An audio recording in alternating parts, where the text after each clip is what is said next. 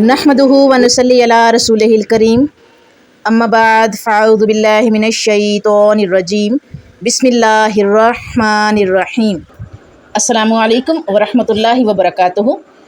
جی dear sisters, پیاری ایمانی ساتھی، آج یکم محرم الحرام،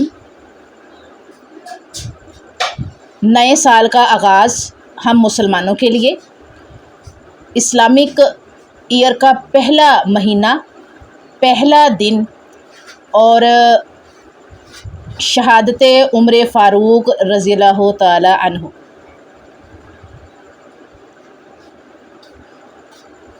یہاں پر سب سے پہلے آپ لوگوں کے سامنے میں ایک حدیث رکھوں گی، صحیح مسلم کی حدیث ہے 1706 صحیح مسلم کی حدیث ہے، صحیح سند کے ساتھ، ٹھیک ہے،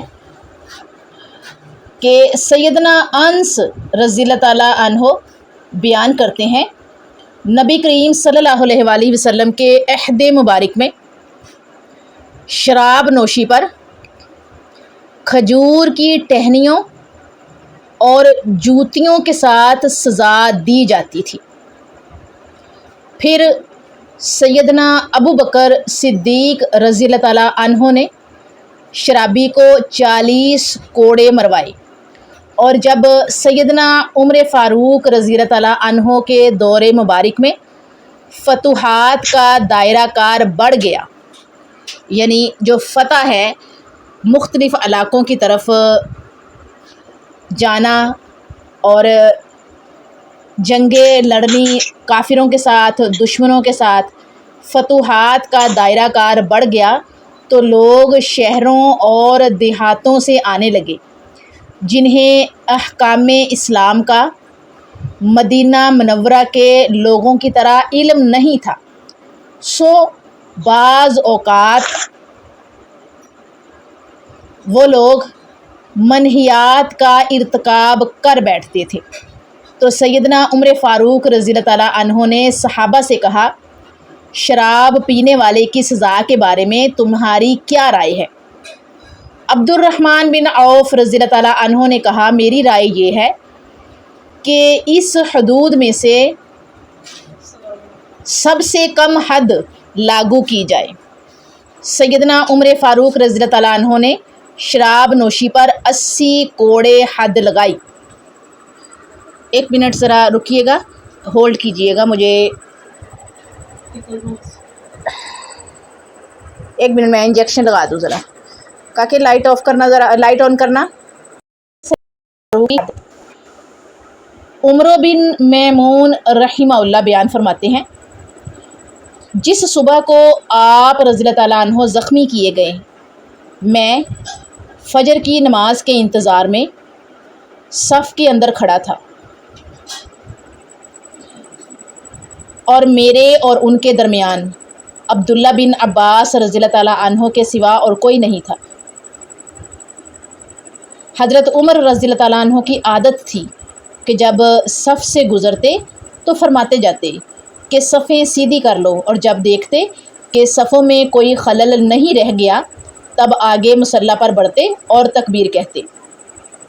آپ رضی اللہ عنہ فجر کی نماز کی پہلی رکعت میں عموماً سورہ یوسف یا سورہ نحل یا اتنی ہی طویل کوئی سورت پڑھتے، یہاں تک کہ لوگ جمع ہو جاتے۔ اس دن ابھی آپ نے تکبیر ہی کہی تھی کہ میں نے سنا آپ فرما رہے ہیں کہ مجھے قتل کر دیا یا کتے نے کاٹ لیا۔ ابو لولو نے آپ کو زخمی کر دیا۔ ابو لولو فیروز ایک غلام تھا جس نے آپ رضی اللہ تعالیٰ عنہ کو زخمی کیا تھا۔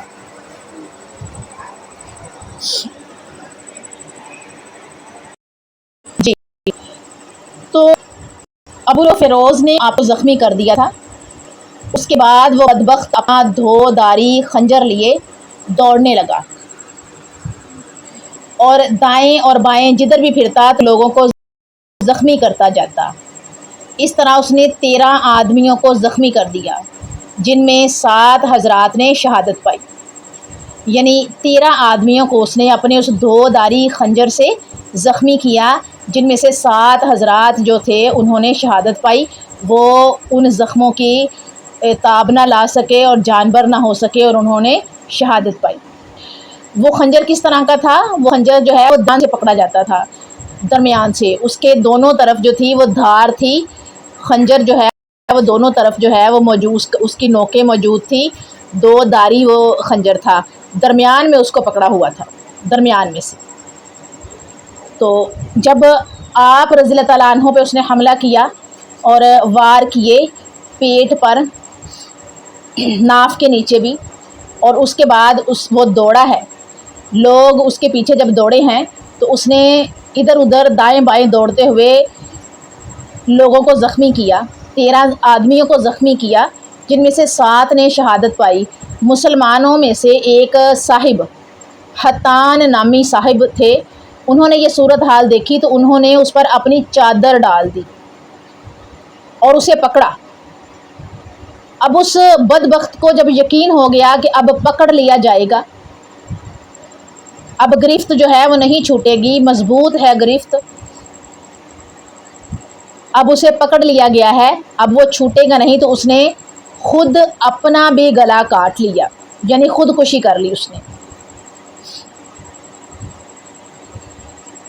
پھر حضرت عمر رضی اللہ تعالیٰ عنہ نے حضرت عبد الرحمن بن عوف رضی اللہ تعالیٰ عنہ کا ہاتھ پکڑ کر انہیں آگے بڑھا دیا۔ کس لیے؟ امامت کے لیے۔ عمر بن میمون نے بیان کیا کہ جو لوگ عمر رضی اللہ تعالیٰ عنہ کے قریب تھے انہوں نے بھی وہ صورتحال دیکھی جو میں دیکھ رہا تھا، لیکن جو لوگ مسجد کے کنارے پر تھے، یعنی پچھلی والی صفوں میں تھے، انہیں کچھ معلوم نہیں ہو سکا کہ آگے کیا ہوا ہے۔ البتہ چونکہ عمر رضی اللہ تعالیٰ عنہ کی قرات، یعنی نماز میں جو انہوں نے قرات کرنی تھی، انہوں نے نہیں سنی، تو سبحان اللہ کہتے رہے۔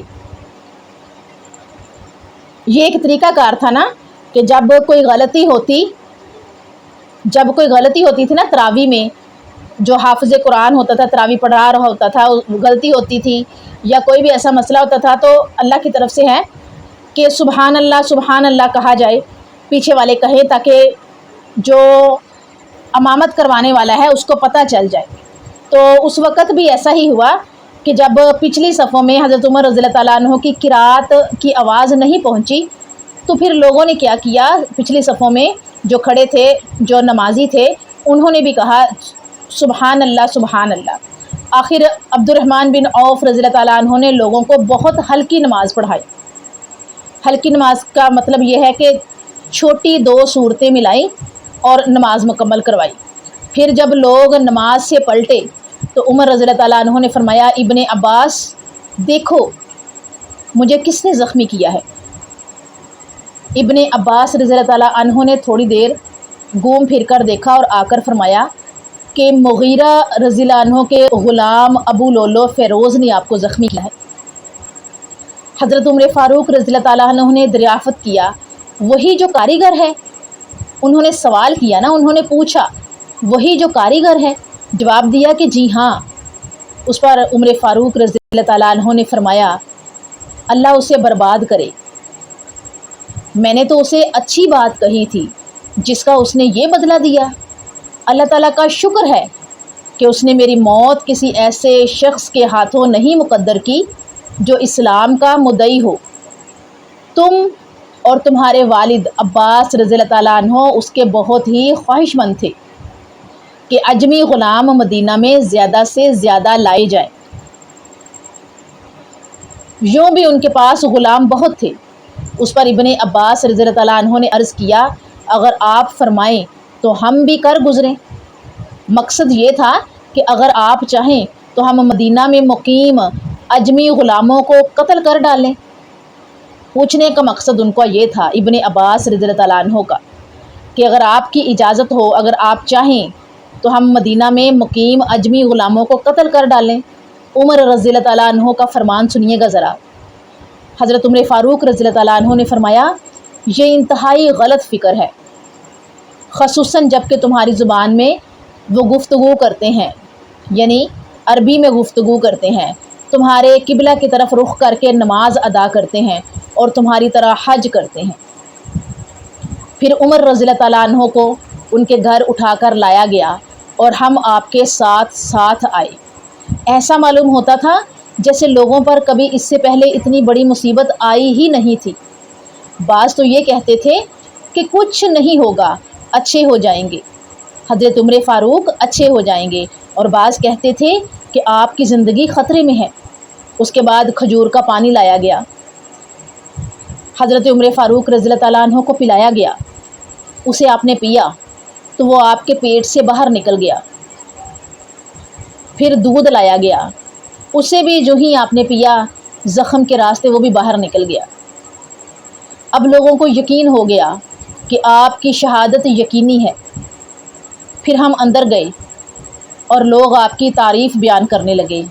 اتنے میں ایک نوجوان اندر آیا اور کہنے لگا یا امیر المومنین، آپ کو خوشخبری ہو، اللہ تعالیٰ کی طرف سے آپ نے رسول اللہ صلی اللہ علیہ وآلہ وسلم کی صحبت اٹھائی، یعنی آپ ان کی صحبت میں رہے ہیں، ابتدا میں اسلام لانے کا شرف حاصل کیا ہے جو آپ کو معلوم ہے۔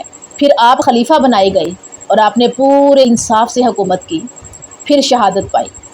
عمر رضی اللہ تعالیٰ عنہ نے فرمایا میں تو اس پر بھی خوش تھا کہ ان باتوں کی وجہ سے برابر پر میرا معاملہ ختم ہو جاتا۔ مطلب کیا اس کا؟ کہ نہ ثواب ہوتا اور نہ عذاب۔ جب وہ نوجوان جانے لگا تو اس کا تہبند جو اس نے باندھا ہوا تھا لٹک رہا تھا۔ عمر فاروق رضی اللہ عنہ نے فرمایا اس لڑکے کو میرے پاس واپس لایا جائے، واپس بلاؤ۔ جب وہ آئے تو آپ نے فرمایا میرے بھتیجے جی اپنا کپڑا اوپر اٹھائے رکھو کہ اس سے تمہارا کپڑا بھی زیادہ دنوں چلے گا اور تمہارے رب سے تقوی کا بھی باعث ہے۔ اے عبداللہ بن عمر، دیکھو مجھ پر کتنا قرض ہے۔ جب لوگوں نے آپ پر قرض کا شمار کیا تو تقریباً 86,000 نکلا۔ عمر رضی اللہ تعالیٰ عنہ نے اس پر فرمایا اگر یہ قرض آل عمر کے مال سے ادا ہو سکے تو انہی کے مال سے اس کو ادا کرنا، ورنہ پھر بنی عدی بن کعب سے کہنا، اگر ان کے مال کے بعد بھی ادائیگی نہ ہو سکے تو قریش سے کہنا، ان کے سوا کسی سے امداد نہ طلب کرنا اور میری طرف سے اس قرض کو ادا کر دینا۔ اس کے بعد عمر فاروق رضی اللہ تعالیٰ عنہ کو ایک فکر ستانے لگی، ان کی خواہش تھی ایک۔ عمر فاروق زخمی ہیں، ان کے پیٹ میں اتنے گہرے زخم آئے ہیں کہ وہ جو بھی کھاتے اور پیتے وہ وہاں سے نکل جاتا، خاص طور پر جو ناف کے نیچے زخم لگا تھا ان کو۔ پھر انہوں نے کہا کہ اچھا اب ام المومنین عائشہ رضی اللہ تعالیٰ عنہ کے یہاں جاؤ اور ان سے عرض کرو کہ عمر نے آپ کی خدمت میں سلام عرض کیا ہے۔ کس کو کہہ رہے ہیں؟ اماں عائشہ کو۔ اماں عائشہ کی خدمت میں سلام پیش کر رہے ہیں، سلام عرض کر رہے ہیں، کہہ رہے ہیں کہ جاؤ اور کہنا، عرض کرنا کہ عمر نے آپ کی خدمت میں سلام عرض کیا ہے۔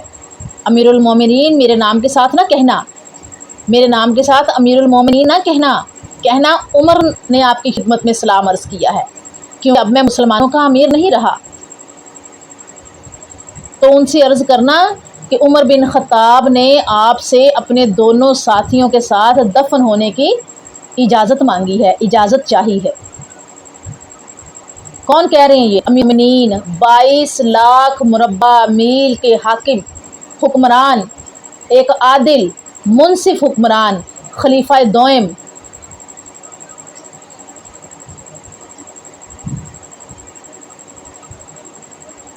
اور پھر حضرت محمد صلی اللہ علیہ وآلہ وسلم کے نکاح میں ان کی شہزادی تھی حفصہ، حضرت حفصہ،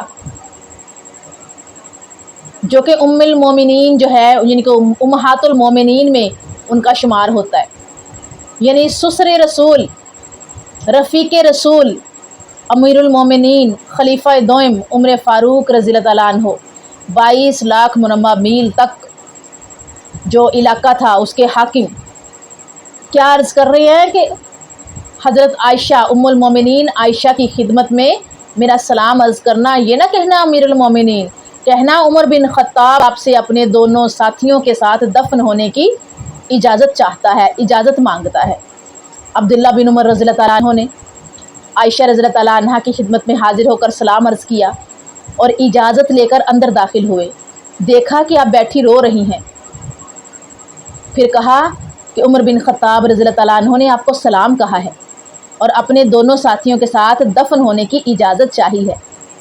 عائشہ رضی اللہ تعالیٰ عنہ نے کہا میں نے اس جگہ کو اپنے لیے منتخب کر رکھا تھا، لیکن آج میں انہیں آپ پر ترجیح دوں گی۔ پھر جب ابن عمر رضی اللہ تعالیٰ عنہ واپس آئے تو لوگوں نے بتایا کہ عبداللہ آ گئے، تو عمر رضی اللہ تعالیٰ عنہ نے فرمایا کہ مجھے اٹھاؤ۔ ایک صاحب نے سہارا دے کر آپ کو اٹھایا، آپ نے دریافت کیا کیا خبر لائے؟ کہا کہ جو آپ کی تمنا تھی اے امیر المومنین۔ عمر رضی اللہ تعالیٰ عنہ نے فرمایا الحمدللہ، اس سے اہم چیز اب میرے لیے کوئی نہیں رہ گئی تھی، لیکن جب میری وفات ہو چکے اور مجھے اٹھا کر دفن کے لیے لے چلو تو پھر میرا سلام ان سے کہنا اور عرض کرنا عمر بن خطاب رضی اللہ عنہ نے آپ سے اجازت چاہی ہے، اگر وہ میرے لیے اجازت دے دیں تب تو وہاں دفن کرنا، اور اگر اجازت نہ دے تو مسلمانوں کے قبرستان دفن کر دینا، عام مسلمانوں کے ساتھ دفن کر دینا۔ راوی بیان کرتے ہیں کہ جب عمر رضی اللہ تعالیٰ عنہ کی وفات ہو گئی تو ہم وہاں سے ان کو لے کر عائشہ رضی اللہ تعالیٰ عنہ کے حجرہ کی طرف آئے۔ عبداللہ بن عمر رضی اللہ تعالیٰ عنہ نے سلام عرض کیا اور عرض کیا کہ عمر بن خطاب رضی اللہ عنہ نے اجازت چاہی ہے۔ امیر المومنین نے کہا انہیں یہیں دفن کیا جائے، چنانچہ وہ وہیں دفن ہوئے۔ اس کا تذکرہ صحیح بخاری کی حدیث نمبر 3700 میں ملتا ہے۔ عمر بن میمون فرماتے ہیں کہ جب عمر بن خطاب پر قاتلانہ حملہ ہوا تو آپ قرآن مجید سے یہ آیت تلاوت فرما رہے تھے۔ سورہ احزاب کی آیت نمبر 38 تھی، سورۃ احزاب آیت نمبر 38، وَقَانَ أَمْرُ اللَّهِ قَدَرًا مَقْدُورًا، اور اللہ کا حکم ہمیشہ اندازے کے مطابق ہے جو مقرر ہے۔ اس کی جو سند ہے وہ تاریخ المدینہ المنورہ 900/3 اسناد صحیح ہے اس میں ملتی ہے۔ یہ جو تلاوت کی گئی عمر بن میمون فرماتے ہیں کہ جب عمر بن خطاب پر قاتلانہ حملہ ہوا تو آپ قرآن مجید کی یہ آیت تلاوت فرما رہے تھے، سورہ احزاب کی آیت نمبر 38، جس کا جو ہے تذکرہ صحیح سند کے ساتھ تاریخ مدینہ المنورہ میں ملے گا۔ امام لیث بن سعد فرماتے ہیں سیدنا عمر کو 23 ہجری میں یا 25 یا 26 ذوالحج کو شہید کیا گیا۔ تاریخ دمشق 465/44 صحیح سند کے ساتھ موجود ہے،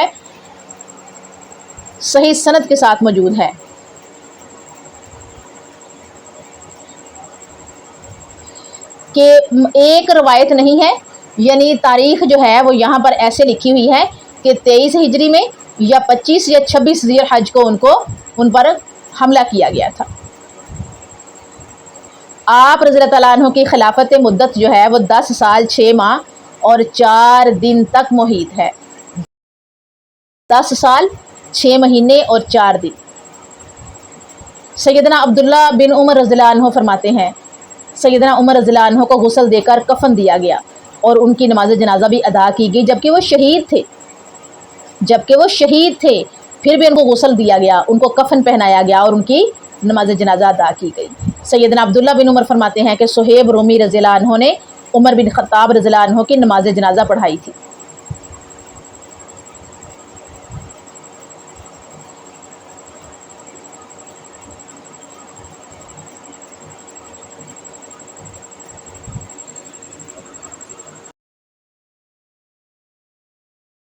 عمر فاروق رضی اللہ عنہ کے آخری لمحات بھی جو ہے وہ شیئر کرنا چاہوں گی۔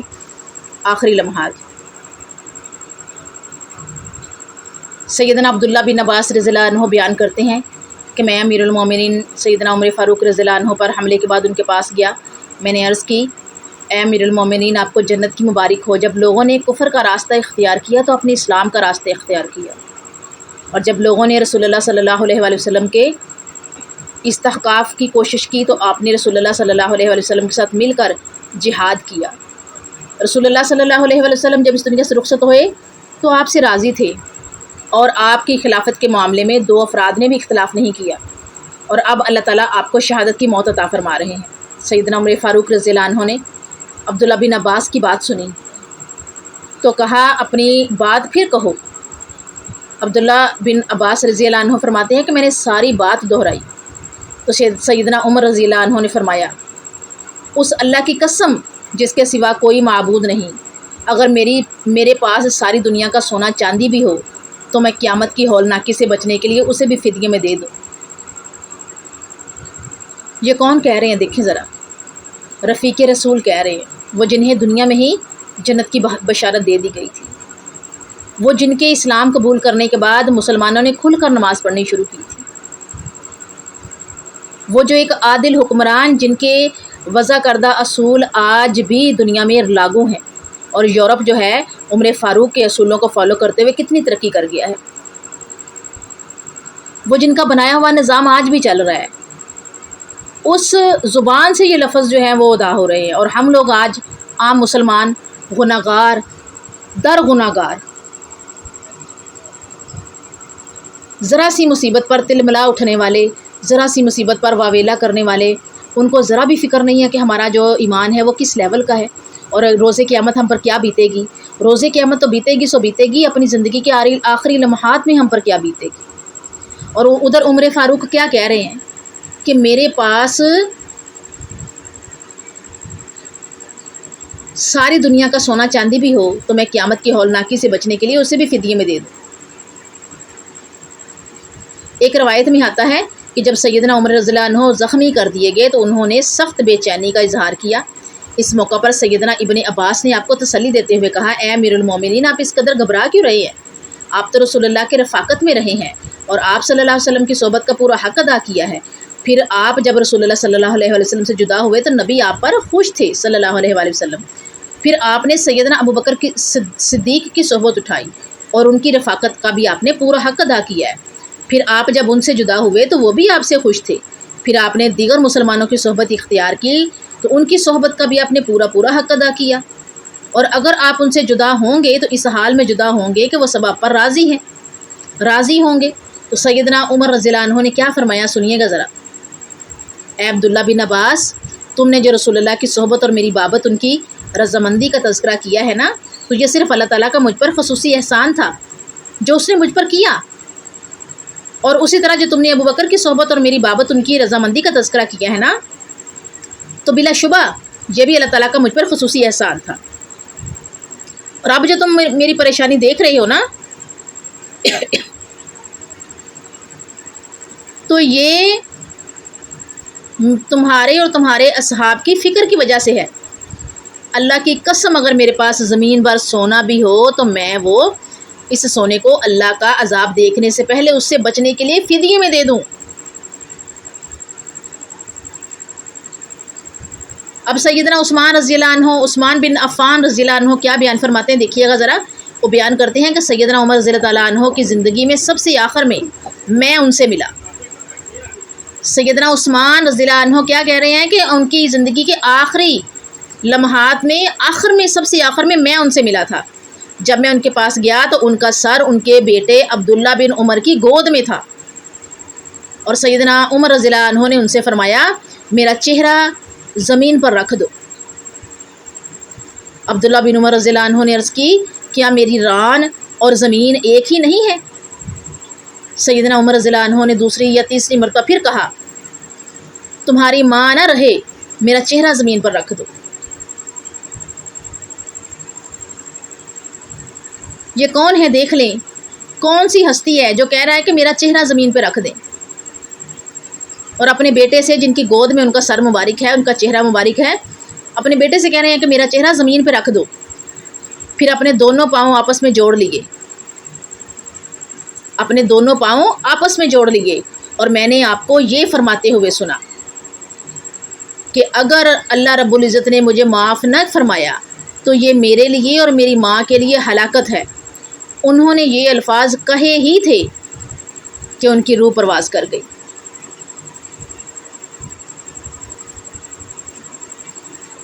اور یوں خلیفہ دوئم اس دنیا سے اگلی دنیا کی طرف رخصت ہو گئے تھے۔ یہ ہے ان کا زہد، ان کا تقوی، ان کا ڈر، ان کا خوف و خشیت الہی کہ آخری لمحات میں اپنا چہرہ مبارک جو ہے وہ زمین پر رکھوایا ہے، اور زمین پر رکھوا کر زمین پر پھیرا چہرہ اپنا۔ آج میں نے جناب مولانا طارق جمیل صاحب کے ہیں، ان کا بھی بیان سنا میں نے کہ کیا یہ جو میرے پاس بکس ہیں جو اس میں لکھا ہوا ہے، ہمارے جو علماء ہیں وہ بھی ایسا ہی بتاتے ہیں، اور بالکل انہوں نے بھی ایسا ہی بتایا، بلکہ انہوں نے کر کے دکھایا نا، جناب مولانا طارق جمیل صاحب نے کر کے دکھایا کہ ایسے جناب عمر فاروق رضی اللہ عنہ نے اپنا چہرہ جو ہے وہ عبداللہ بن عمر سے کہا، اپنے بیٹے سے کہا کہ اے عبداللہ میرا چہرہ جو ہے وہ زمین پر رکھ دو، مٹی پر رکھ دو۔ پھر جب انہوں نے کہا نا کہ کیا میری گود، میرے جو ڈان ہے وہ زمین میں ان میں کوئی فرق ہے، انہوں نے کہا کہ تیری ماں نہ رہے، میرا چہرہ زمین پہ رکھ دو۔ اور جب چہرہ زمین پر رکھا تو آخری لفظ انہوں نے کیا کہے کہ اگر اللہ رب العزت نے مجھے معاف نہ فرمایا تو یہ میرے لیے اور میری ماں کے لیے ہلاکت ہے۔ آخری لمحات میں بھی وہ اللہ سے معافی مانگ رہے ہیں، آخری لمحات میں بھی وہ رب کو یاد کر رہے ہیں، اور اس یاد سے پہلے ان کو اصحاب کی فکر ہے کہ کہیں وہ آپس میں لڑے نہ۔ یہ سیرت عثمان